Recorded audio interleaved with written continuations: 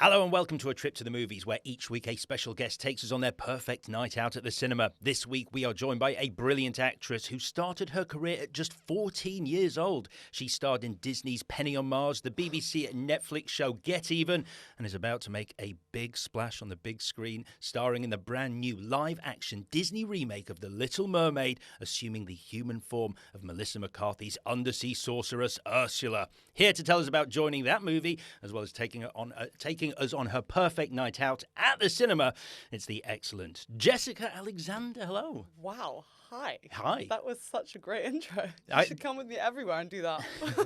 Literally just walk around going, this is Jessica. Yeah, introduce me to everyone I need to network with. Was it fairly accurate? Did I get everything right? You did. Actually, when you just said that I started working when I was 14, that's made me feel like really old. That means I've basically been at it for like a decade. Kind of. It's right. I am right in saying that though. 14. That was your first audition. Yeah. That's when I sort of just like got into everything, like getting signed and getting picked up by United agents. Mm-hmm. Shout out them, because I would not be anywhere without those guys. But yeah, I basically didn't do anything of note though until I left school. Really. Well, yeah. We share an agency. I'm with you. Do we? Yeah, They're great, aren't they? They're lovely. They're just lovely. Yeah. I wouldn't normally mention that, but seeing as you shout them out, and I never do, it's like, yay, go United You've got to give them some credit, you know. Yeah. Absolutely. No, they've stuck beside me. I was like, I had no idea what I was doing. When they signed me, they were like, that's kind of like how I learned about everything, is just through them sending me on auditions, because I never went to drama school. I really wanted to, but I didn't go. And they actually encouraged me not to go. They were like, don't do it. They might stamp out some of your originality and like rawness that you have to you, so just stick with us. And it's starting to work out after 9 years, almost 10. Well, I mean, you've learned on the job then. So literally, like that first audition at 14. Now, correct me if I'm wrong, that was for Necktie, this short film. Yes, I did a short film with Yorgos Lanthimos. I don't know if I'm saying that right, even after all that time. But yeah, that was like one of the first things when I first went to LA when I was 18 and just trying to get like an agent or something. Like everyone wanted to talk to me about that, because obviously The Favourite was happening and all these big movies that he was then coming onto the Hollywood map, like the mainstream industry map. And I had completely like forgotten about it. When I was 14, I was just like, it's this cool Greek dude with a big beard, like wants me to come to a forest for a day and like act in this movie. There was like some quavers and some Wotsits in the back of a truck for like snacks. I was like, yo, I've made it. This is the coolest day I've ever had in my life. So, but yeah, I barely remember it now, but it's on YouTube somewhere. I'm sure people can find it. I mean, that was a hell of a director to work with. I mean, The Lobster, The Killing of the Sacred Deer. I mean, what a start. But would it be fair to say, I mean, you sort of say, I finally made it after 9 years, but you have worked consistently. You've never really looked back. I feel like it looks like really consistent. I feel like most actors who have been lucky enough to work and work steadily, it looks super consistent. But I mean, there's huge chunks of the year where most of us are doing absolutely nothing. I've done quite a few films now, mostly independent movies, and those don't take very long to shoot. It's like 4 weeks, a lot of them made on basically no money. So for the rest of the year, I'm kicking about, like just trying to get the next gig. But I think that's good for me. So tell me the difference then between walking onto an independent film set and being in one of the most anticipated movies of the year, the live-action remake of The Little Mermaid. Was it slightly different? Very different, yes. The Little Mermaid was the first film I was ever offered, which is a trip. Like the first feature film that I was ever cast in. But because of COVID, obviously there was like this big delay with filming. So I ended up in that year gap shooting these 2 independent films. My first one was A Banquet, which was British independent film. And the second one was this really weird South African indie called Glasshouse, which I think we made on like maybe £200,000, really small budget. Looks like so much more though, because the crew out there are just absolutely amazing at making things look way more expensive than they actually are. But yeah, thank God that I did those, because I think I would have been really a lot more terrified than I was going onto the set of The Little Mermaid, because those films filmed pretty much all in one location. I mean, Glasshouse was literally just shot in a giant glass house in South Africa every day for 4 weeks. And then A Banquet was basically just shot in a house, and it's like a really small cast, really intimate, tiny crew. And then obviously The Little Mermaid is like walking onto a football pitch of blue screen and about 300 people, and it's very intimidating, actually. You know, that's kind of when it all hit me, like, oh, these big movies are not a joke. Like, you've really got to hold your own. You've got to be quite brave, I think. I say I can imagine. I can't quite imagine, because I get the idea that you've got 300 pairs of eyes all on you. Yeah. Each of them has had an element to do with the scene that you're about to shoot, and you are the final cog in this vast Yeah, you're just process. rocking up. You're just rocking up. They've planned it. Like, there was an animated, like, they wheeled in a flat screen TV and showed me an animated cut of the scene that I was going to film the following week. And I was like, okay, so, I mean, we already know what you want me to do. Like, everything is sorted. You know, they showed me the set, everything. I mean, you know, so by the time you're walking on, it's like, it did feel like a lot of pressure for me. I was quite young even back then. I mean, it's been a few years since I shot that, so I've seen a few things getting leaked, and I look at myself and I'm like, oh my God, I look so young. I look like a little baby. I mean, you've got like a guy who knows his way around a musical. This is director Rob Marshall. He's done Mary Poppins Returns. He's done Chicago. Did he handhold you, or did he just expect you to know what you were doing the minute you got there? I think he expected me to know what I was doing, and then I didn't. And so then he had to hold my hand a little bit. It was, well, my first scene was this scene where it's just me and I'm lip syncing to Hallie's voice. She has the most phenomenal voice, you know, that I've ever heard, bar like a few other people who have equally phenomenal voices. And I can't sing like that. And I had to make it look like it was actually coming out of my mouth. And I got really shy. Like, I don't mind going big for performances, but that just, I was hearing myself and I was like, this is cringing me out. It's so bad. And Rob did come in and was like, you gotta just step it up a notch.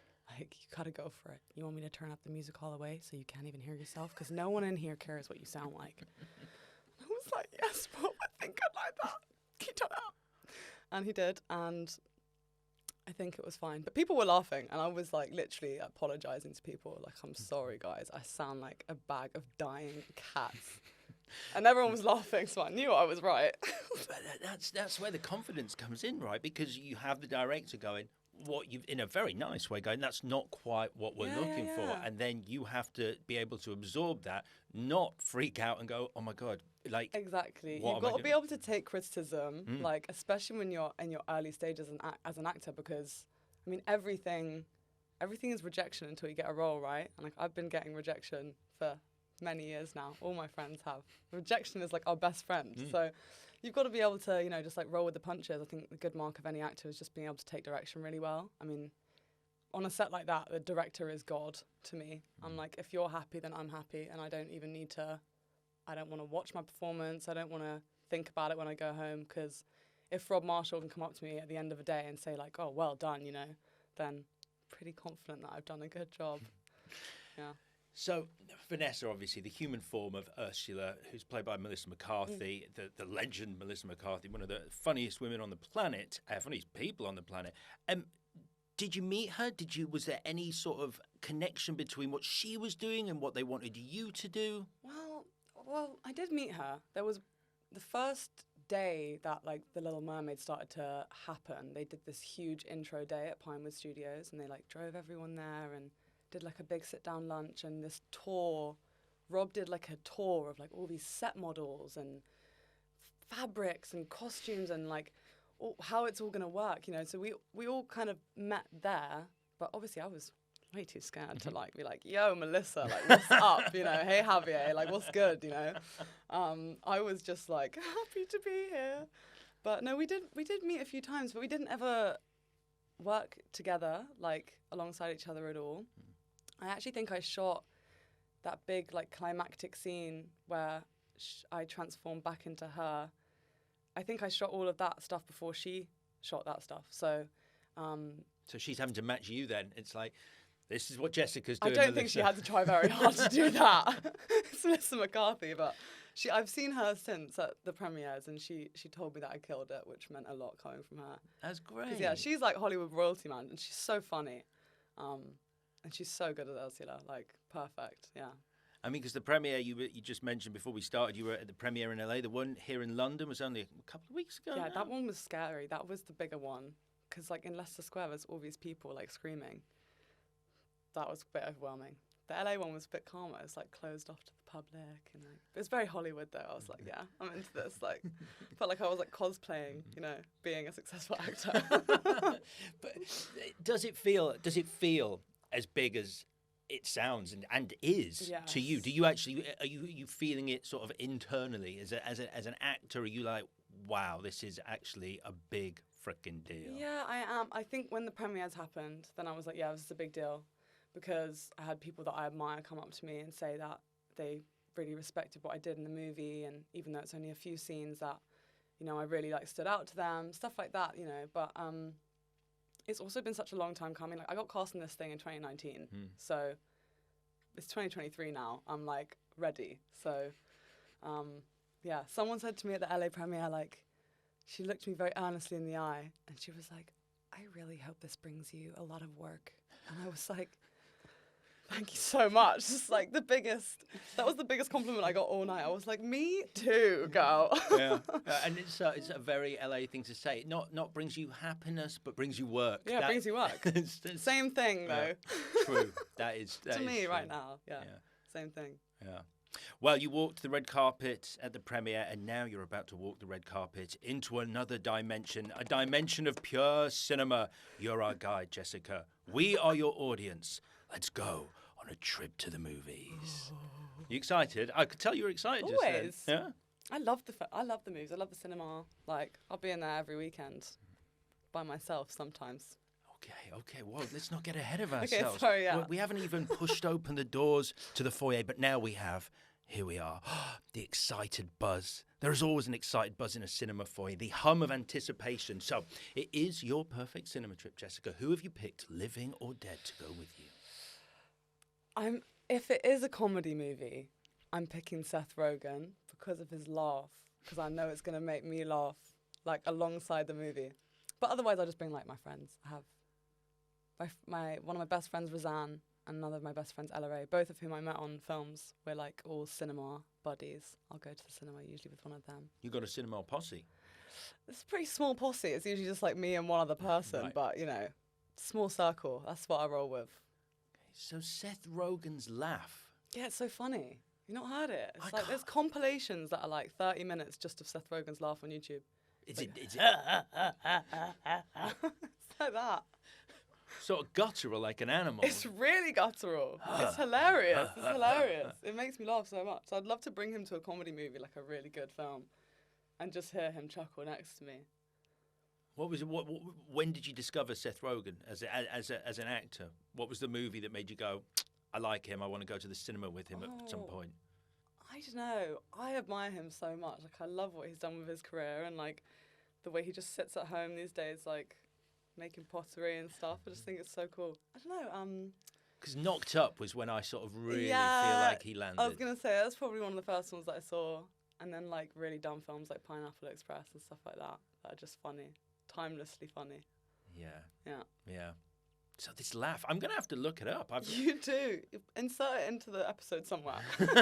So do you find laughter infectious? Like in a cinema, if you've got a lot of people laughing, even if they're not Seth Rogen, maybe it's someone with the opposite kind of laugh, a really kind of laugh. Would that make you laugh? Yeah. People who have stupid laughs make me laugh, but I don't think I'm an easy laugh. Like, a film's got to be really funny for me to laugh out loud.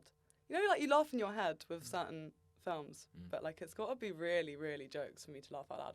I actually don't think a lot of comedy movies these days make me laugh, like, properly. Old ones do. When you say old, what sort of era are we talking? And is it to do with? I don't know, like the Superbads and, like, the White Chicks of the world, like those kind of movies that are just, like, they just make your stomach hurt, you know? I actually watched, like, a Netflix special of this comedian, Bo Burnham. Oh, yeah. I missed the train on it, but that, like, at-home Netflix special, comedy special that he did during COVID. And that cracked me up because it was just so meta and weird, but... yeah, not a lot of stuff really makes me laugh. Most of the stuff I go and watch is really depressing, I think. Through choice or by accident? I think through choice. I like I like crying in the cinema, just as much as I like laughing. Sometimes I don't cry unless I go to the cinema, and then like I'll sob and be like, wow, I really needed that, you know. Is it because you're in the dark room and no one else can see you? Is it a kind of a self-consciousness about crying visibly, or? No, I don't mind crying visibly. I love a good cry. It's good for the soul. No, I just think it's like, just cinema just touches me on that level, and like music and everything. Like sometimes it's like strikes that perfect little neurological pathway in your brain, and it's just like completely involuntary sometimes, you know, you kind of can't help it. So yeah, cinemas are my therapy sometimes, for real. Really can be. It's got me through some rough patches for sure, going to the cinema. Because of the escapism that it offers? Yeah, I think so. Like, yeah, maybe a bit unhealthy sometimes, because I'll just like go to the cinema and just be like, okay, I'm going to find like the longest film I can find, just sitting there. The other day I was like waiting on finding out if I was getting this role that I went up for, which I didn't, almost, but not quite, and that's fine. Name of the game. But I went to go and watch that new Ari Aster movie, but I was afraid, because I was like, it's like 4 hours long, so I can just get lost in that, and that was weird. I've heard. Very weird. Not seen it yet. Is it really? I've seen a lot of weird films, and that one really took the biscuit. I'm not going to lie. But it was funny, and it was laugh out loud funny. So, Okay. yeah, well done to him for making me laugh. Okay.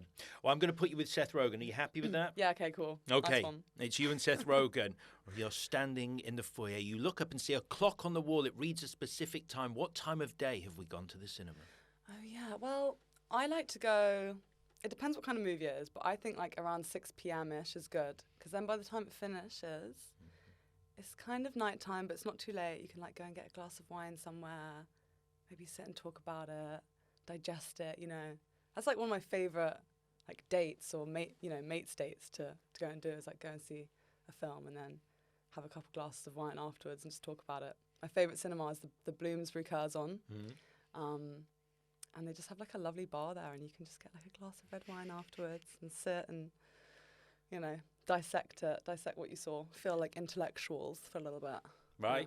Yeah. Yeah. So do you like that process of dissecting a movie? Because some people they go to the cinema on their own because they like to sort of sit with it on their own and let their own thoughts percolate rather than immediately hearing someone else's Yeah, opinion. I mean, I don't want people to talk to me in the cinema. That's a big no. That really annoys me. But no, I think it's good to talk about it with people. Yeah. Like this, like sitting and talking about film is like so fun to me. So Okay, yeah. good. So we're going at 6 p.m. with Seth Rogen. Yeah. Now, you have booked the tickets for us. Thank you very much, You're Jessica. welcome, it's no problem. You can pay me back though. Yeah, of right? course. Yeah, Okay, I just cool. forgot my card. All right. All right, no problem. It was, no problem. you know, and I don't have Apple Pay, which is weird. I We're know. very weird. Strange, but I'll sort you out. We'll work it. You send me your details. I'll Yeah, do cool. a bank PayPal, transfer. Monzo. Something Great, like that. great, yeah. great. So you've bought the tickets. Once again, thank you. Where in the cinema are we sitting? I think I get really distracted by people in the cinema. I get distracted by like breathing and people eating popcorn and stuff like that. So I like to go like near the back, but just like still in the middle, because I don't want to be watching it like that. I'd never understand people who sit at the front and watch the whole film like this. Just for the audio listeners, you were looking at an angle then and then looking up. Oh yeah, sorry. No, it's fine. It's fine. I just don't want anyone to miss out on some wonderful mime work. Yeah, absolutely. Yeah, I think somewhere in the back, towards the back of the cinema. But if like the VIP seats are free, like I'll just go and sit there, you know, even though I didn't book them, which, you know, isn't, maybe that's like illegal or whatever, but everyone does it, and you'll be lying if, you know, you say you don't. It's a grey area, yeah. So you will take the best seats without ever having really had to put forward the cash. Well, when you say it like that, No, it sounds really bad. It's absolutely fine. Like you say, everyone does it. Everyone does it. Everyone does it. Okay, good. Now, you say you don't like people breathing in the cinema, which is a big request. At 6 p.m., that's a fairly busy screening, so there's a lot of people breathing.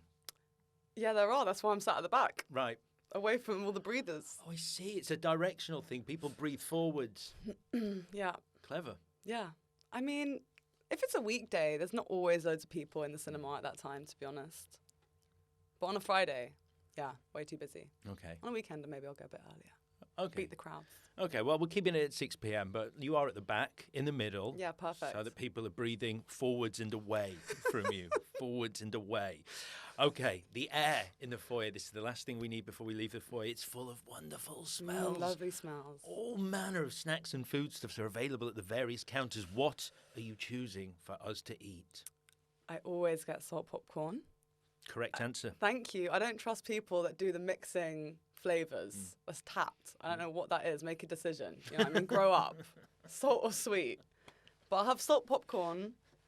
And what I've started doing recently, especially after being in America, is like putting like M&Ms and stuff like in the popcorn and then shaking it so you get like a little bit of chocolate like in there sometimes with the popcorn. It's nice. Okay. So you're rallying against those who have mixed popcorn, but you will chuck in some sweet stuff to balance the saltiness. Well, yeah, but see, you're twisting my words here now because this makes I'm it asking seem. a question. That's just But it's asking a different. It's question. different because it's still a salty. It's still a Popcorn. salty flavour. Mm. But I love in America they put all that butter and like they got so much sugar and fat in that popcorn. It tastes so good. It tastes so good. Who knows why we don't have that butter here? Because that would be... Probably because we'd all be having heart attacks. With really high cholesterol. Yeah, but it's not often you go to the cinema. I mean, it's a real treat, right? That I mean, buttery... yeah, but I'm in there every week. Like, if I was eating a large one of those every week, I'd have so much acne. Right, yeah. But yeah, salt popcorn. Okay, salt popcorn, chucking And a some... Sprite. And a Sprite. Yes.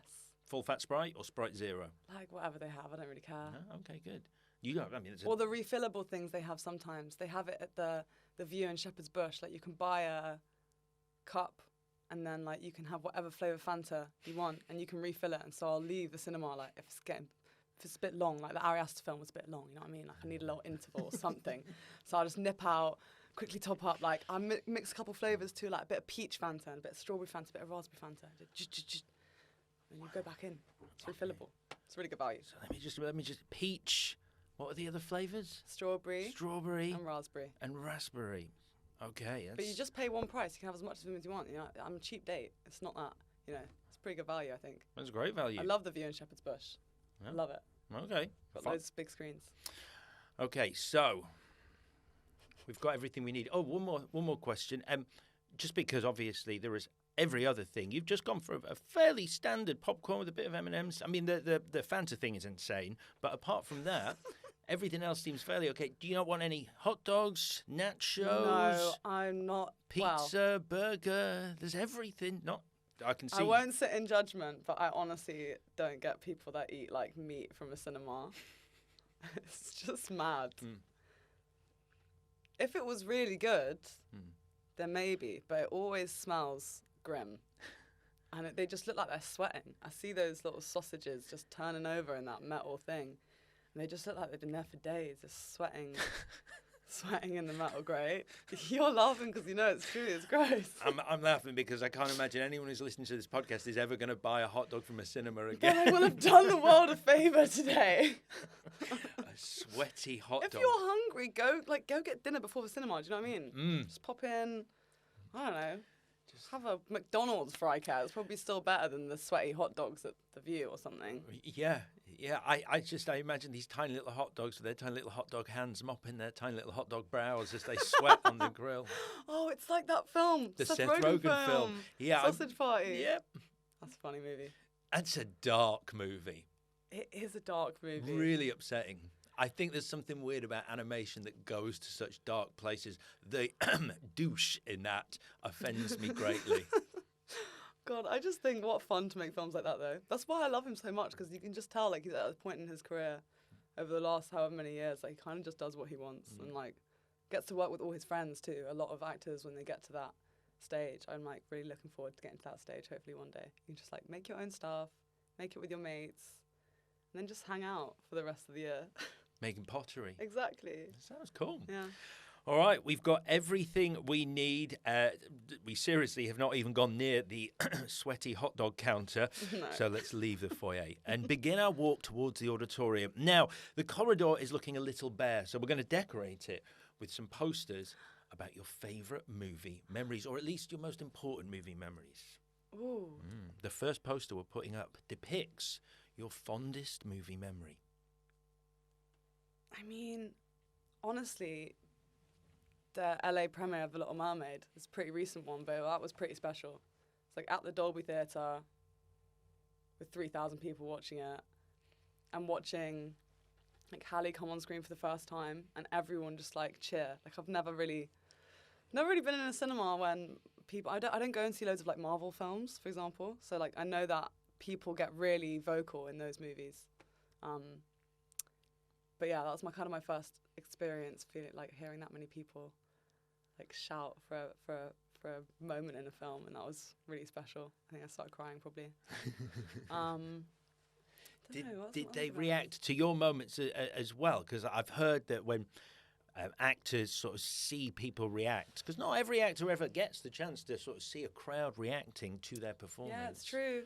It's true. No, they did. I got a little clap. I got a little applause. That was nice. That must have been amazing. It was cool. I think I shocked a few people because I'm genuinely quite rabid in that scene, and I think people probably weren't expecting that. Which scene is this? This is like the sort of like climax of the movie, like just before I turn back into Melissa, right? Turn back into Ursula.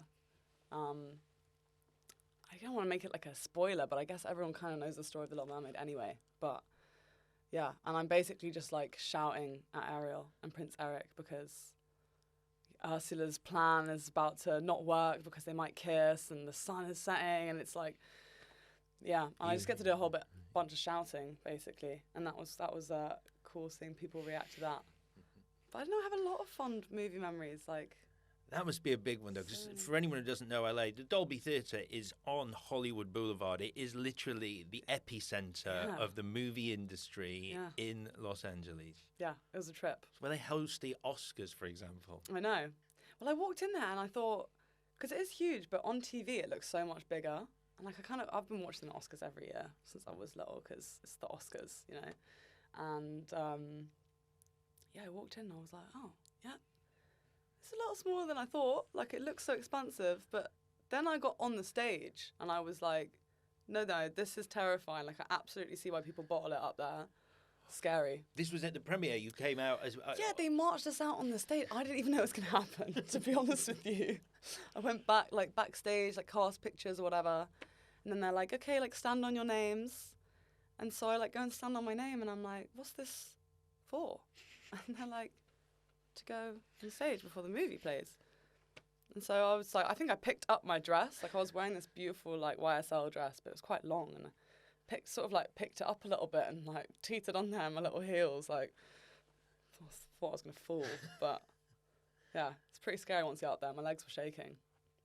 I bet you looking out over the who's who of Hollywood royalty. I'm just a random girl from London, like stood up on this stage, like, wait, how did I get here? You know. So yeah, that was a good memory. That whole day, really. Okay. Did you go on stage in London as well? I did, but then I felt a bit more confident then, because I kind of knew what to expect. Okay. I felt like we were graduating. That's what we were all saying backstage. Like, oh, I feel like I'm like graduating school or something, getting called out. All right, your fondest movie memory. I'm putting up a poster for the Disney live-action remake of The Little Mermaid because of the LA premiere. The second poster we're going to put up depicts your worst movie memory.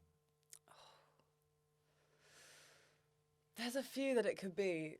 I've been on some bad movie dates, I think, in my time.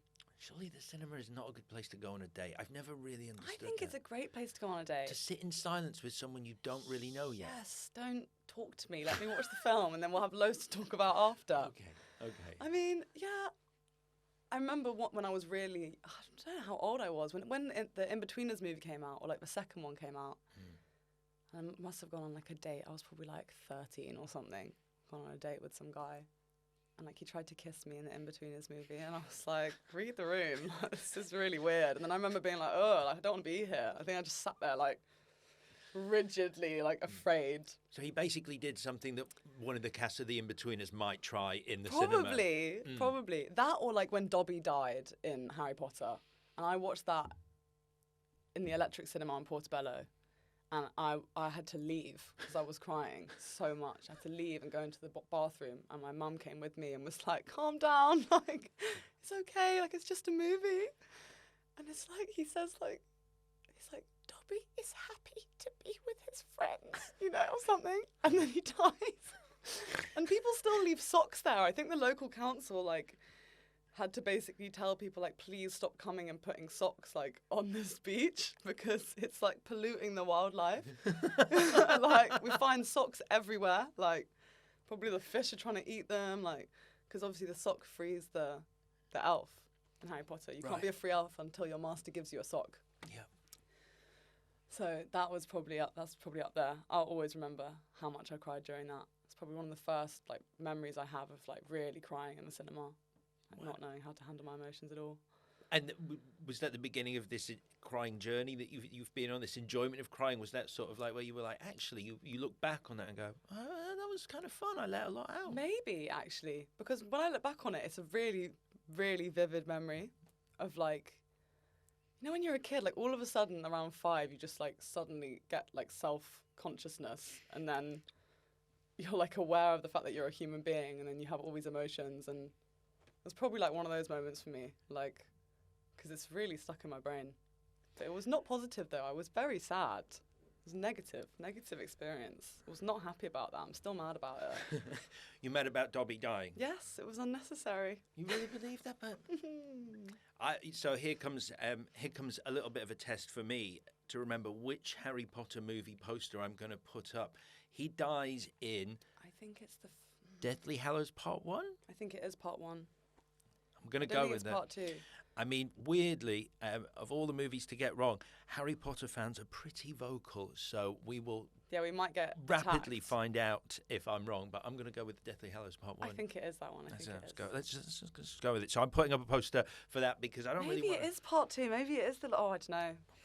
Don't do that. Don't cancel me. Seriously, though. Yeah, for real. Yeah. It's Part 1. It's Part 1. Part 2, so many other people die. Spoiler. Yeah, for real. Yeah. Well, if you haven't watched it by now, I mean, Christ, what are you doing with your life? Might as well just not bother. I'm a huge Harry Potter fan. So, you know, Deathly Hallows Part 2. Not seen it. Great. Okay. Harry Potter and the Deathly Hallows Part 1. We're going to go with it. We're going to put it up. So the third poster. This depicts the last performance. It's a suitable question for you. The last performance that brought you to tears. Right. This is actually a good... And I thought about this one before I came here. The Whale. The ending of The Whale. Don't know if... Have you seen it? I have seen it, yeah. Did you like it? I did. I did like it. A lot. Yeah, A lot more than I thought I would, actually, weirdly. Me too. I wasn't sure. I've seen a lot of films that are adapted from plays, and they're not very dynamic visually, but because of him. Yeah, totally. And I love that he's having this like resurgence, and it was just so enjoyable watching him experience that over the awards season or whatever. But I sobbed my flipping heart out at the end of that film, like completely uncontrollably crying. And I actually saw it on a Valentine's Day date, which, you know, proves that I do really like to go to the cinema for a date, it's not a romantic film at all. I saw it at Riverside Studios in Hammersmith, which is also one of my favourite cinemas, and there is a wonderful pub called the Chancellor's Pub right next to it, which does the most amazing pizza you'll taste in London. It's my favourite pizza spot.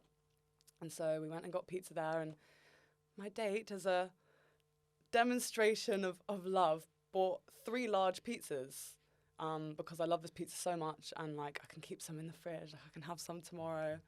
And so I eat like my body weight in pizza and then go and watch The Whale with the other pizza in the box sat next to me in the chair. And there's, of course, this scene where he, like, eats so much pizza that he's, like, sick and he doesn't stop. Oh, my God. I felt so nauseous. Like, the irony of it was just insane. I was like... This feels like you went on an immersive The Whale literally cinema like a experience. 4D experience of The Whale. Like, oh my God, I felt so nauseous, dude. I'm not kidding you. I was like having so much regret. And I could smell the pizza. The pizza was sat right next to us. And we were sat there like, people must think we're so bizarre, like bringing in these huge pizza boxes into this film. Like, they must be judging us. But we were at the back where I like to sit, so I don't think they could see. But after all of that, maybe it was the pizza or the red wine and the acting and the combination of it all. But the end of that film, I just sobbed my heart out. And I left. I sent a voice note to one of my friends. I was like, "Don't go watch it. It's horrible. So sad." It killed me. It was horrible. So heart-wrenching and stomach-wrenching after all that pizza. Yeah, that's a lovely. I've never heard of that sort of show of love. You hear about flowers, chocolates, maybe dinner, some wine. No, food But is the way to my heart. 3 pizzas Yes. as a gesture of love. Which I thought was a little bit, insane. But How I was much into he it. loves you, though. A lot, yeah. Mm. Three pizzas much. It's a new metric system for love. It's Yeah. like, how many pizzas worth of love is there in you for me? Exactly, yeah. I think everyone should start asking their partner that, Right then, I can't believe that you did that for the whale. It's obscenely I didn't hilarious. really think about it, honestly. Terrible. All right, a poster for the whale is going up. We've reached the final poster we're going to put up, and this is your unpopular movie opinion. Like what? Like, can be anything, kind of? Can be absolutely anything. For example, a movie that you love that everyone else hates, a movie that you hate that everyone else loves. I don't know. I mean, I'm not sure I really hate any movie. There was one film I remember, like, I went to go and see that film, The Green Lantern, like a couple years ago. The one with Ryan Reynolds. No, wait, is that? Or The Green Hornet with Seth Rogen. No. It was like a weird... The Green Knight with The Dev Green Patel. Knight. Okay. That's the one I mean. Okay, we got there in the end. It was definitely a green We movie. did. It was a green something. The Green Knight. Mm. What on earth is the Green Lantern? The Green Lantern is the old Ryan Reynolds movie that Ryan Reynolds now takes the piss out of as Deadpool because it was so bad. He transforms into a race car at one point, I believe. Okay, well, maybe I should watch that. Okay, well, it's No. not that movie. No, you shouldn't. But no, The Green Knight. And I love Dev Patel. I think he's phenomenal. But that film, I just did not get it. I was like, it just didn't work for me.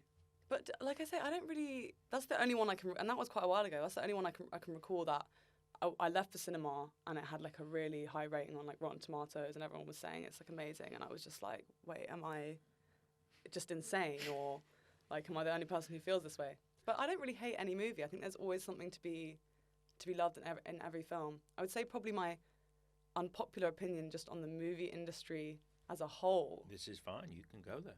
It's like not everyone can be an actor just because you have social media followers or, something like that. I feel like that's increasingly like a thing these days. Is like everyone wants to try their hand at acting.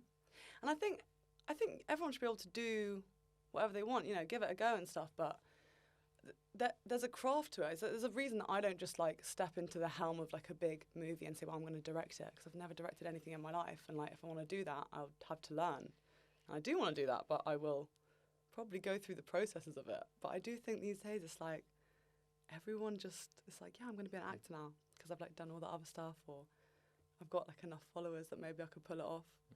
And like me and my friends who have been hustling and doing self-tapes and auditions for all these years, we go up for roles and then, maybe we get close and we don't get them, and then we'll open Instagram and see like the most random person has been cast and they've like never acted in their life, and we're like, why did you even bother like asking us to read? You know what I mean? We asked all these people in London all these actors like who are dying for a role to read and like give it to someone who's like on TikTok, but it's not necessarily a bad thing, but that's my controversial opinion anyway. I think I'll stand by it. I think it's a fair opinion to have. Whose fault do you think it is, though? Because really, does the fault not lie with the film production houses, the studios, if it is a studio movie, by basically going, well, we want to publicise our movie to the widest audience possible. Yeah. They have 1 million followers, so we're going to pick them, as opposed to the person who is going, they wouldn't get the part if they weren't given the part because of their followers. Absolutely. No, it's that exactly. You hit the nail on the head. I think it's just a sign, it's just a sign of the times that we're in with film and art in general. It's like everything is about the algorithm and, views and metrics and retention, all these weird words that get thrown around. And call me old-fashioned, but 3 people could watch a movie that I'm in. And honestly, there's probably some things that I've done that not many more people than that have watched. And it's probably of better quality than a lot of stuff that gets churned out these days. There's a lot of like quantity over quality these days, it feels like. You know, not to generalise too much, but we just live in a internet age, don't we? So I suppose a lot of people are prioritising like views and money and over, artistic integrity or whatever. Yeah. But well, they call it show business. Well, exactly. It's not like show art. Yeah. Shart. Well, there you go. Just doesn't really have the same ring to it, does it? No, I mean, it has a ring to it, but not when you ever want to put on a poster. No. Instead, so what am I putting up? Shall I put up a poster of the algorithm? Absolutely. I don't know what that looks like. It's a poster. It doesn't look like anything. It's fake. It's not real. That's the whole point. It's just this weird little thing in the ether. I wouldn't even know how to describe it to like someone who was from the 1800s. Like, what's an algorithm? Like, what does it? I'd be like, I don't know. It stops people from getting jobs mainly. That would be weird. In the 1800s, if someone was putting on a play, they'd probably walk down a corridor, and if someone had a self-portrait, they're like, well, they must be a big deal. We'll cast them. I mean, well, look, Shakespeare did great, didn't he? He was the man. He churned out a couple, and I guess he was he mastered the algorithm. Back then. Yeah. Yeah. All right. The final poster is of the algorithm, which just sounds ominous anyway. It does. We've arrived at the last set of doors into the auditorium. Now, there are a queue of people hoping to join you and Seth Rogen in the auditorium. Do you want a busy cinema? Do you want to let them in, or do you want it as just you and Seth and his laugh? No, I like a busy cinema for the right kind of movie. Depends what mood I'm in, though. But I'll just go with the flow, whatever crowd is in there. I mean, it's all just part of the experience, isn't it? Great. They're coming comedy, in. though, for comedy and horror, you want it to be like busy, I think, because you feed off of each other's energy in there. Agreed. All right, the crowd go wild. We're letting them into the auditorium. Now, there's a few things we're going to play on the big screen before we get to the movie you've picked for us tonight. And the first thing we're going to play is a trailer for the movie you're most looking forward to seeing in the cinema. Oh, but it's a tie between two because they're both coming out on the same day. It's Barbie and Oppenheimer? Oppenheimer? I don't know if I'm saying that right. You are saying it right. But they're coming out on the same day. And I think I'm just going to go and watch them both back to back. Yeah. Those two. 100%. I think you're in agreement with Matt Damon, who said exactly the same thing. Really? He's in Oppenheimer, and he said people can go to Everyone is in that movie, by the way. Isn't it unbelievable? I saw the trailer for the first time, on the big screen the other day when I was in the cinema, and I was just seeing all these little glimpses of. I was like, hang on a minute, is that Florence Pugh? Didn't know she was in that. Everyone's in it. Just to sort of go through a few, you got Florence Pugh, Emily Blunt, Matt Damon, Rami Malek, Gary Oldman, Robert Downey Jr. Yeah, see, I didn't even know RDJ was in it until I saw it in the trailer. I'm not very good at keeping up, and then I see things in the cinema, and I'm like, holy Moses, what's going on? So, yeah, everyone but me. Hey, what the hell? Christopher Nolan can be on your list of people you want to work with. Oh, my God, 100%. Because everything is real. All these big budget explosions. I mean, he crashed a plane, for God's sake, just for a movie. Yeah. That's creative integrity. I like that. He's destroyed 2 planes. Obviously, there's the Dark Knight Rises, the one that disintegrates in the air. Yeah, and then... I never saw Dark Knight Rises. Okay. I know. So you're talking about Tenet? Yes. Did you understand Tenet? Yes. Wow. Yeah, you just have to throw all your beliefs about everything you know ever out the window. Oh, and then you can roll with it. My mum, I went and saw it with my whole family though. My mum was just like, what is going on the whole time? She's like, my parents are not in the industry, I'm sat there like, oh my God, this is the greatest thing I've seen all year. It's amazing. And my mum was just sat there like, what the is this?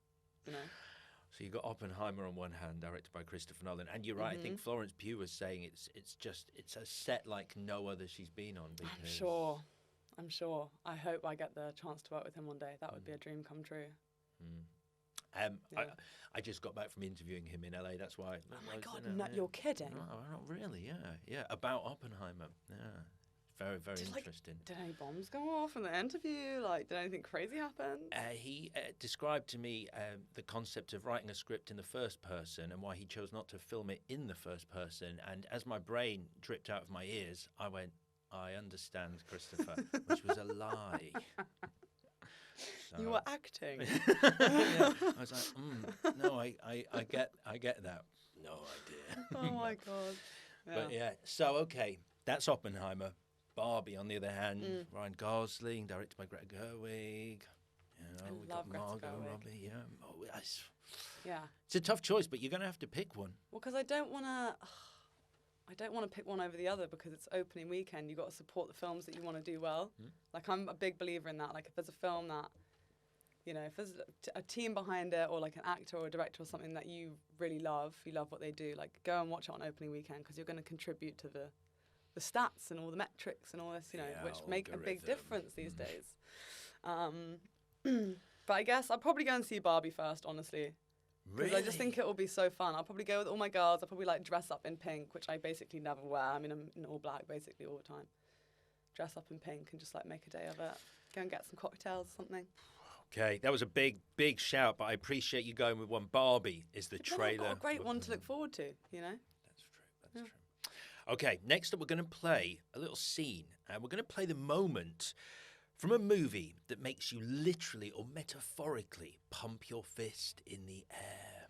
Yeah, see, when you say that, do you mean like, yes, like Breakfast Club, like, or do you mean like, God damn it? Like, which one do you mean? However you choose to interpret that question, I would say... It's really hard. I would say like, yes, but that's the only time. I rarely shake my fist in anger. I don't know. I mean, there's so many good movie moments. It's so hard to think. I rewatched Hot Fuzz the other day, and that bit where Nick Frost is like, I guess he's referencing Bad Boys 2, right? Correct. Yeah. And he's like, he's going to shoot his dad, and he can't do it. He's like, like that for some reason. Like, it gives you so much satisfaction. So maybe it's that. I was thinking about that on the tube on the way over here, and I was like, man, that was such a funny, like, just iconic, that movie. But I love that moment. It's a good movie. It's a good moment. In the famous Cornetto trilogy, as it's called, which is obviously Shaun of the Dead, Cornetto? Hot Fuzz, and then The World's End. Is Hot Fuzz your favourite? Maybe. But I think it's the first one that I saw, weirdly. I guess I watched them out of order. You did? Yeah. But, no, I think it probably is. Shaun of the Dead's amazing, though. But I think Hot Fuzz just makes me laugh so much. Like, it's so quotable, you know? Like, no luck catching them killers, then. It's just the one killer, actually. You know? Like, there's just so many quotable bits. And I use it, like, on a weekly basis. I'll, like, quote something from Hot Fuzz. Great stuff. Nick Frost firing the gun in the air in Hot Fuzz is your fist-pumping moment. Okay, next, we're going to play what you consider cinema's most shocking moment. Well, see, I don't think I probably can't actually say what I think cinema's most shocking moments are because they're probably very inappropriate. It's fine. We're all adults here. I've just checked the room. Everyone's happy. Everyone over 18. Yeah, we're adults here. Yeah, it's fine. It's an adult show. That sounded weird. No, it's not that. It's not an adult show. I mean, our audience. Not that kind of program. It's not. We're not doing that. We pitched it. People said just talk about movies. So we're sticking with that. Yeah. Okay. Let's stick with that. Yeah.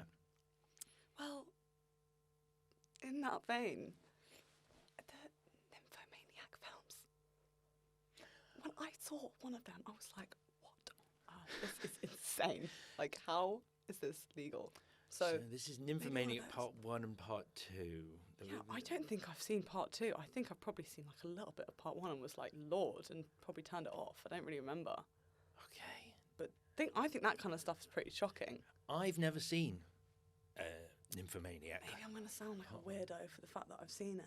No, I think it's definitely, it made an impact on the more sort of... I love Mia Goth, though. I think she's like phenomenal. Like, she's really she's so daring. Yeah, have you seen X? Yes. See, that's also full of shocking stuff too. But acceptable shocking. Yeah, I mean, towing the line, I guess, for some people. Not for me. I mean, it's pretty hard to surprise me with cinema. I feel like I've seen it all at this point. But Nymphomaniac crossed that line even for you. I don't know if it crossed the line, but it was just very shocking. Okay. What happens in it? Because, again, I haven't seen it. It's a lot of sex. Right. Oh, God. Quite, Yeah. graphic. Right, okay. Okay. Maybe that. Or, like, for a PG version, Yep. other shocking things are, like, I don't know, stuff that just, like, takes you by surprise. Like, when I saw Robert De Niro just come out of nowhere in American Hustle. Like, I remember the whole theatre was like, what? Like, and I just thought, how cool to be an actor that has, like, that kind of effect, on people, that, like, you can just appear in a movie. No one knows you're going to be in it, and all of a sudden, there's a whole theatre of people that are just, like, gobsmacked by the fact that they're seeing your face. That's pretty cool. Like Kevin Spacey in Seven, for example. I mean, obviously, Yeah. Well, exactly. But at the time, you're like, holy shit. At the time, yeah. For sure. Yeah. I'd love to have that effect one day, maybe. I'm going to put down... I'll put down Robert De Niro in just so we don't get... Yeah, put that down. Yeah? You're happy with that? Good. All right, Robert De Niro. Robert De Niro in American Hustle. That feels like the safer option right now. It is the safer option. Okay. So, next up, booming through the Dolby Atmos speakers, we're playing the line or piece of dialogue from a movie that most affected you. So this is a really hard one because I don't think I have one. There's no quote from a cinema. There's too many. Like, I was trying to think about it this morning. I was like, what's something I can really...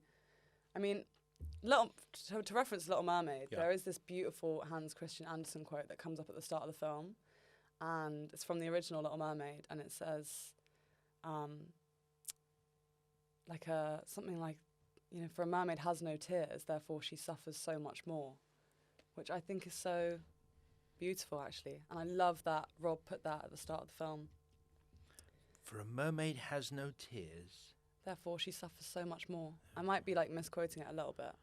So, I forget this sometimes, but obviously there is an original Little Mermaid. There is. Which, am I right in thinking it ends slightly differently to the Disney version? What oh, yeah. What most original fairy tales and folklore end really differently to the way that they get told in film. The original Little Mermaid is really, really sad, actually. What happens again? She takes her own life. Right. The Little Mermaid takes her own life and, like, becomes part of the ocean. She becomes, like, the sea foam or something. It's actually really beautiful. I mean, I think it's a gorgeous iteration of, but the Disney version is a lot nicer and a lot better. I mean, that would have been a big swing if Rob had come in one day and said, "Hey, Disney, listen, I love exactly. the script, but curveball at the end. Yeah, she gone. She dead." dead. I don't think that would have run. They did mention it though. Like, when we first sat down to read some stuff, they were like, it's the original story is just so heartbreaking, and we did think about it, but, like, Disney was never going to go for it, But I think it's I love, like, the Hans Christian Andersen tales though. And, like, all those... I don't know if it's Hans Christian Andersen that did, like, Hansel and Gretel. But, like, all those kind of stories, they're really dark and really creepy. But then, like, you can make something really lovely out of it instead. That still has lots of weight and gravity. And, there is sadness and gravity in The Little Mermaid. Just, it's nicer to have a slightly happier ending. I think Ariel deserves that. And, to talk about the reception it's been getting, the reviews have been pretty phenomenal. I think well, I mean, I haven't really read them. Do you not read I've reviews? seen them here and there. Well, the first film that I had come out, I was, like, on a job and it had just premiered at TIFF, and I was like, okay, I'm going to read all the reviews, and I was like, okay, I understand why people don't read reviews, because the first ones were not very nice. But, I mean... critics, I suppose, are important, but they always are so...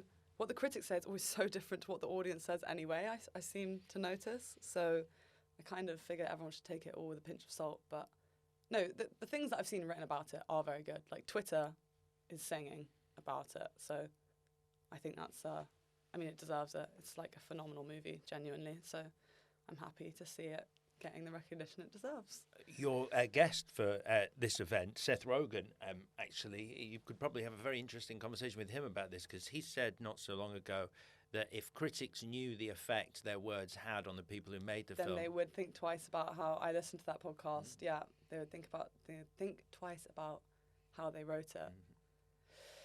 Yeah, I think that's probably true, but also, like, I mean, it's their job to critique movies. It'd be pretty boring for them and for the reader to sit down and just praise things all the time. Much like it would be boring as like an audience member to always go to the cinema and just like always agree that like that was a good movie. It was okay. I'd rather have. I think it's cooler to have something that people are going to talk about, like agree and disagree on. And you can't please everyone, so you know. But I mean, critics is like there's way more audience members than critics. So like you know, if we're also obsessed with numbers these days, then I'd say the audience is winning. Their opinion is probably more important. it's interesting, the disparity between the audience score, for example, on Rotten Tomatoes, critic score versus audience score on that. You do notice a difference. I mean, critics are in the line of work of critiquing. Exactly. Right. And audience members aren't in the line of work of watching movies. Everyone's got their own flipping jobs, and then they go to the cinema to just like have an experience. It doesn't necessarily have to be like a good experience or a bad experience. I mean, that's the whole point. You don't know what you're getting yourself into. That's why I think people need to make sure they keep going to the cinema, because it's so easy to just like turn stuff off if you don't like it at home, you know. But not liking stuff is kind of part of the experience of going to the cinema. I've sat through hours of films that I don't like, so then I can go and get my glass of wine afterwards and like list out why I didn't like it, you know. And that's a good experience for me. Weirdly, I've done the same, and then by the fourth glass of wine, you're just sort of shouting at the person opposite you, going, "It's just shit." It was just I don't need to justify. The thing about cinema these days is just absolutely me all over.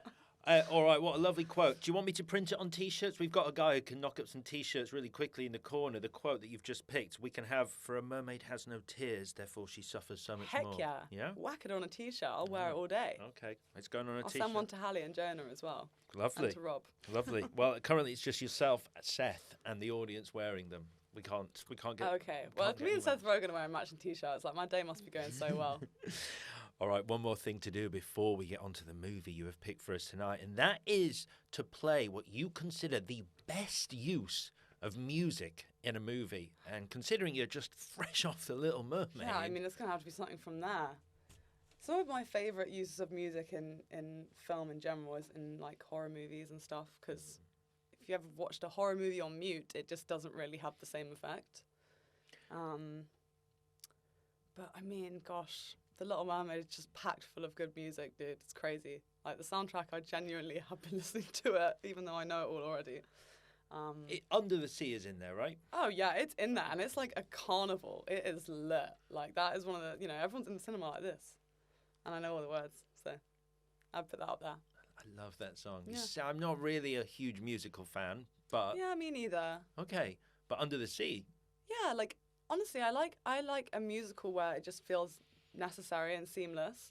You know, sometimes like I have a lot of friends who study like musical theatre, and like they know like every song from every musical, like Wicked and all these things, and I've never seen any of them, so I just don't really get the hype or whatever. I mean, I suppose I do, they're very well composed, but it has to feel like really necessary for me. Sometimes I watch a musical and I'm like, oh my god, another song. Like, we just finished one 3 minutes ago. But The Little Mermaid is like perfectly balanced, even with all the new songs added in. And I do genuinely mean that. It's like, it's such a pleasure like listening to it. Yeah. So when eventually it comes around to sing along A Little Mermaid, you'll be there. You know when they do that? Gosh, I suppose they will do those, won't they? Of course, yeah. Yeah, that will be fun. I'll be there. I won't need the lyrics. I'm already clued up. I got all the words. Just turn it up really loud so you can't hear me. So you can't hear me, absolutely. 100%. Yeah. Right then. So, which song are we having? We got put Under the Sea down. Great. Why not? It just makes people so happy. I was looking at everyone's faces, like, watching it, and everyone's just, like, grinning, you know, so. Right. We've arrived then. Oh, the big moment. The movie out of all others you have picked to screen for our packed auditorium and Seth Rogen this evening at 6 p.m., what are we watching, Jessica? Is it bad to just say The Little Mermaid? Not for your employers, it's not at all. Yeah, exactly. Yeah, I mean, I might just have to say it. It's like the only film on my flipping mind right now. It's coming out tomorrow, so I'm like, you know, I'm getting tagged in all this stuff. It's like finally happening. So I think I will say A Little Mermaid, and I think Seth Rogen would enjoy it very much. And there's lots of funny bits in it, so I know I'd get to hear his laugh. Okay, if we're doing The Little Mermaid, which you are absolutely entitled to do, this is your You'd dream. say something apart from The Little Mermaid. Do I have to say something apart from The Little Mermaid? Well, let's just cover The Little Mermaid off first. Were you a fan of the original cartoon before? Huge. You were? Huge fan. Okay. Yeah.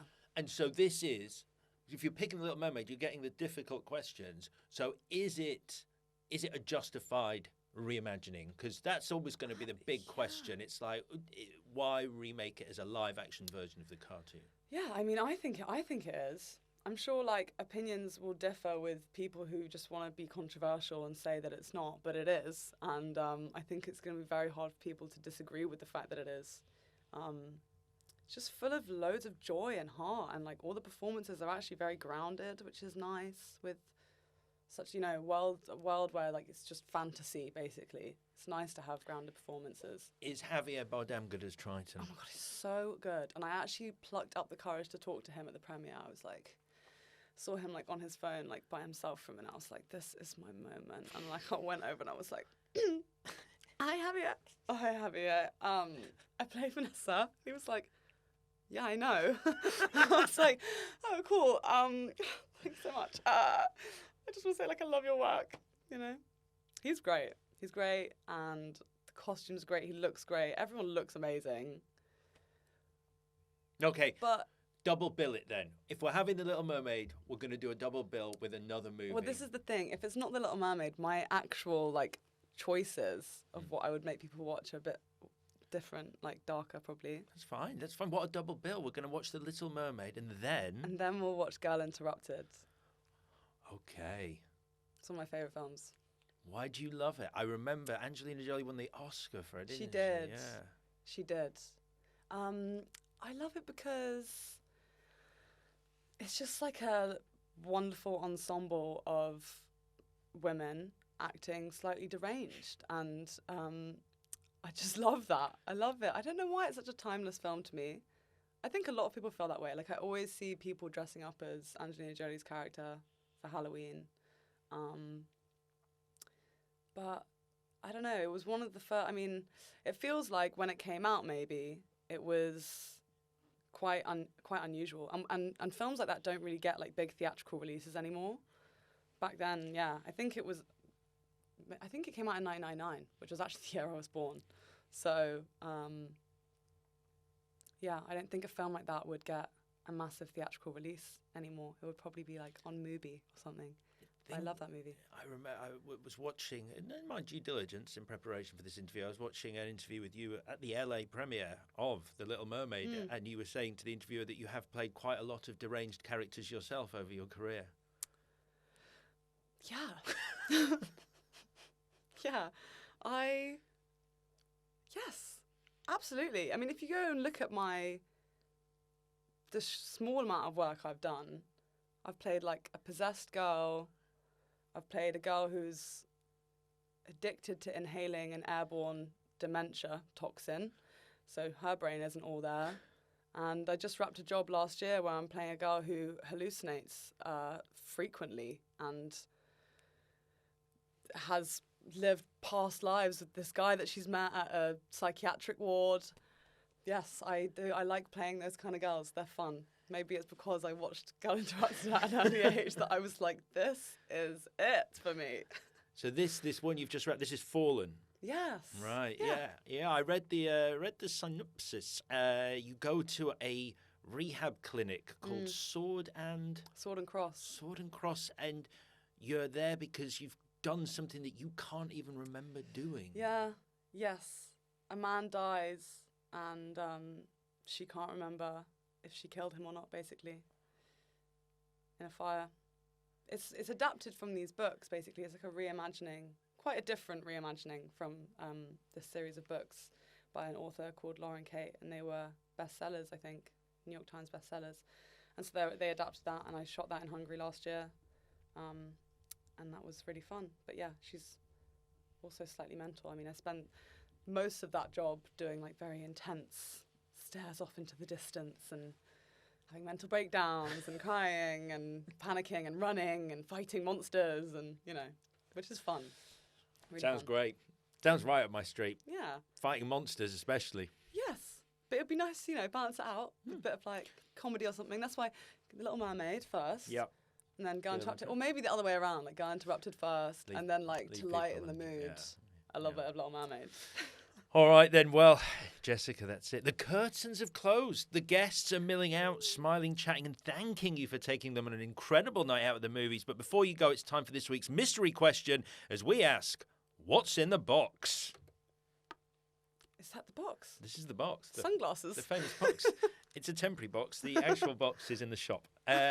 So, here is the mystery question. Do you know what the mystery question is going to be? No, I never know. Oh. Okay. It's an easy one this week, actually. okay. You'll be pleased to hear. Good. So you're starring in the live-action version of The Little Mermaid. Apart from the original Little Mermaid cartoon, preempting that answer, what do you consider the very best Disney cartoon and why? Oh my gosh. I guess that's... Best Disney cartoon. I guess you could include Pixar in that, I imagine. They're Disney now. But it's up to you. Interesting. Thanks. That's why it's the mystery question. It is. I mean, there's so many. Oh. Maybe like Alice in Wonderland. That's a Disney. Is that a Disney? It is, yeah. I love that film. Or Fantasia. That's my answer. Fantasia, which isn't really a film. It's like a 3-hour animation cartoon accompanied by a live orchestra. And the whole thing is obviously like timed to the music. It's the most hypnotic thing for a child to watch. I remember watching it at my granny's house when I was really young, and like I was obsessed with it.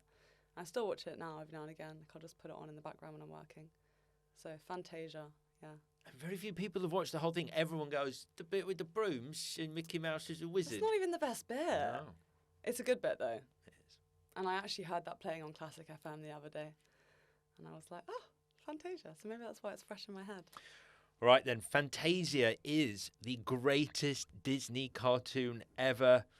And that is it. Yeah. Your taxi has arrived, Jessica, to ferry you back to reality. But before you go, let's recap your perfect night out. Okay, go on then. It's probably at going to the sound cinema. so bizarre. You are going with Seth Rogen at 6 p.m. You are sitting in the middle at the back so people breathe away from you because breathing is not great to hear in the cinema. You are having some salted popcorn with some M&Ms chucked in. You're not going near the stand that sells the sweating hot dogs, and you're buying a cup in which you are putting peach, raspberry and strawberry Fanta. Nice. We're going down the corridor. We're putting up a poster for your fondest movie memory, which is the LA premiere of The Little Mermaid. The second poster depicts your worst movie memory, which is Dobby dying in Harry Potter and the Deathly Hallows, probably part 1. TBC. The third poster depicts the last performance that brought you to tears, which is Brendan Fraser in The Whale. It also made you nauseous because you ate your body weight in pizza before watching it. We're playing a trailer for Oppenheimer and Barbie, but you're going to go and see Barbie because it's Barbie. Because Barbie. We are then playing the moment that makes you pump your fist in the air, which is Nick Frost firing his gun in the air, mocking Bad Boys 2 in Hot Fuzz. We're going to play what you consider cinema's most shocking moment, which isn't anything from Nymphomania and is instead Robert De Niro just appearing in American Hustle. That was a surprise. Yeah, it was a shock. Shocking. What a shocker. That was shocking.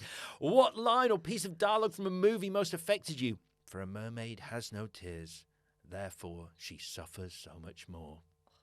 Hans Christian Andersen's quote from the start of the new The Little Mermaid.